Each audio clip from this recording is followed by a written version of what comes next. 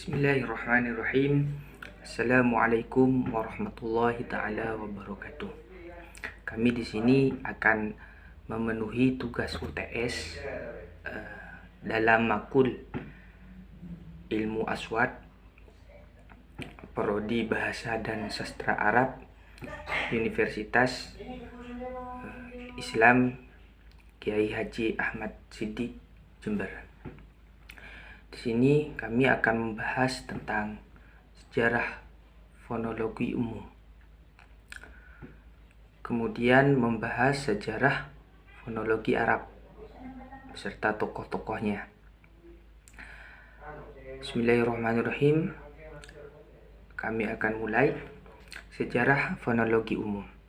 Sejarah fonologi dapat dilacak melalui riwayat pemakaian istilah fonem dari waktu ke waktu. Hingga pada Sidang Masyarakat Linguistik Paris 24 Mei 1873, Dufresne Descartes mengusulkan nama fonem sebagai pandanan kata BGM Sprakeout. Ferdinand de Saussure dalam bukunya Memoires sur les primitives des Folles des dan les langues indosystem européennes mendefinisikan fonem sebagai prototip unik dan hipotik yang berasal dari berbagai macam bunyi dalam bahasa-bahasa anggotanya. Sejarah fonologi dalam makalah ini adalah lebih menghususkan membahas mengenai istilah fonem, gambaran mengenai perkembangan fonologi dari waktu ke waktu yang dapat dilihat melalui berbagai aliran dalam fonologi. Kemudian tokoh-tokoh yang berperan penting dalam terbentuknya aliran fonologi ini. Yang pertama ada Baudouin de Courtenay. Menurut linguistis, bunyi-bunyi secara fonetis berlainan disebut alternatif yang berkerabat secara histeris dan etimologis. Jadi, meski dilafalkan berbeda, bunyi-bunyi itu berasal dari satu bentuk yang sama. Kemudian ada Mykolat Kraszewski.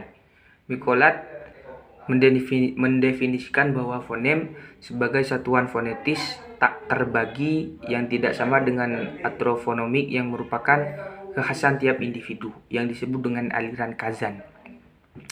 Ketiga ada Ferdinand de Saussure. Dalam bukunya Cours de Linguistique Générale, kuliah linguistik umum, Saussure mendefinisikan fonologi sebagai studi tentang bunyi-bunyi bahasa manusia. Kemudian ada R. Jacobson Trubetskoy pada tahun 1932. Jacobson mendefinisikan fonem sebagai sejumlah ciri fonis yang mampu membedakan bunyi bahasa tertentu dari yang lain. Kemudian di sini ada tokoh Edward Sapir yang mendefinisikan bahwa fonologi itu bersifat fungsional. Kemudian ada Leonard Bloomfield. Beliau pada buku itu Bloomfield menjelaskan banyak hal tentang definisi-definisi mutakhir tentang fonem, istilah ciri pembeda, zona penyebaran fonem, kriteria dasar menurut opsi fonologis dan lain-lain. Kemudian kami akan membahas tentang sejarah fonologi Arab. Pada abad kedua Hijriah, fonologi telah memiliki akar historis yang kuat di tanah Arab.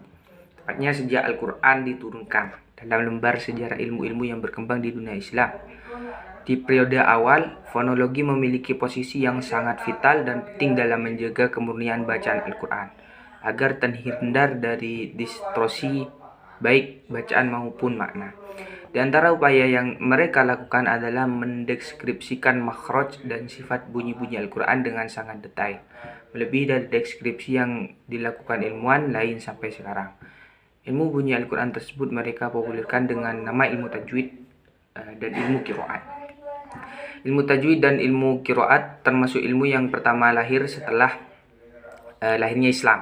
Ketika Abu Ubaid Al-Qasim bin Salam dengan bukunya yang berjudul Al-Qiraat, kemudian disusul oleh Musa bin Abdullah bin Yahya Al-Haqqani dengan meluncurkan kumpulan syairnya yang diberikan nama dengan Qasidah Al-Haqqaniyah. yang berisikan bunyi-bunyi Al-Quran. Belum lagi dengan Khalil bin Ahmad Al-Farhidi. Setelah menyusun sebuah kamus dengan menggunakan sistem bunyi, bahasa Arab berjudul Al-Ain, yang entry-nya disusun berdasarkan makhraj bunyi yang terjauh di tenggorokan sampai yang terdekat organ mulut dan sekitarnya. Upaya Khalil bin Ahmad Al-Farahdi ini dilanjutkan dengan dikembangkan oleh muridnya Sibawayh, Imam Sibawayh, dengan menyusun sebuah buku dengan nama membuat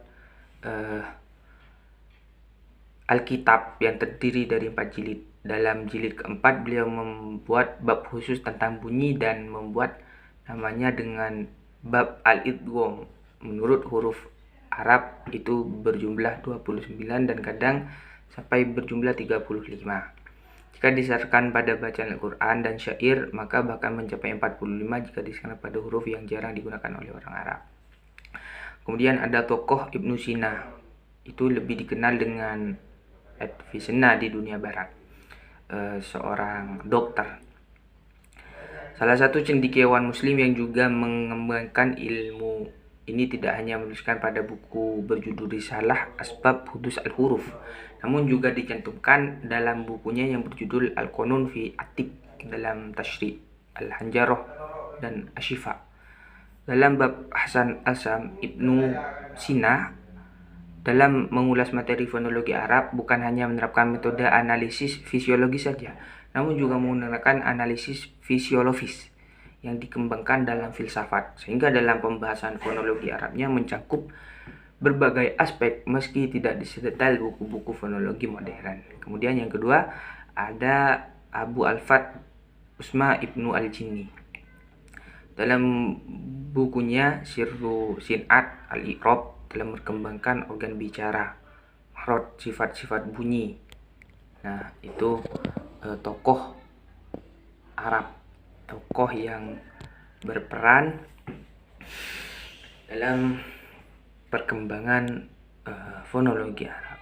Kemudian apa sih yang kami bahas dari tadi mengenai fonologi? Fonologi adalah ilmu tentang pembendaharaan bunyi-bunyi bahasa dan distribusinya. Fonologi diartikan sebagai kajian bahasa yang mempelajari tentang bunyi-bunyi yang diproduksi oleh alat ucap manusia. Kemudian kami di sini akan membahas tentang macam-macam fonologi. Fonologi itu terdiri dari 2 bagian. Ada fonetik dan fonemik. Di sini fonetik itu mempelajari bagaimana bunyi-bunyi fonem sebuah bahasa direalisasikan atau dilafalkan. Fonetik itu sendiri terbagi menjadi 3 bagian. Ada fonetik akustik, yaitu ilmu bahasa yang menganalisis bunyi bahasa menurut aspek fisiknya. Ya. Kemudian ada fonetik artikularis, adalah fonetik yang membahas proses alat ucap pada tubuh manusia, yaitu yang kita ketahui alat untuk mengucap adalah mulut, dapat menghasilkan bunyi bahasa. Proses bunyi dihasilkan dan diucapkan, serta proses bunyi bahasa kategorikan berdasarkan artikulasinya. Yang ketiga ada fonetik auditoris, ialah fonetik yang mempelajari bagaimana mekanisme telinga menerima bunyi bahasa, audio pendengaran. Kemudian kami di sini akan membahas tentang